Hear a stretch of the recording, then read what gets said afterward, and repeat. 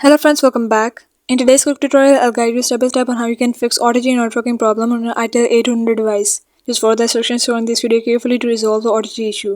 If you find this guide helpful, please like the video, subscribe to the channel and press the bell icon for more useful tutorials. Now without any delay, let's get started.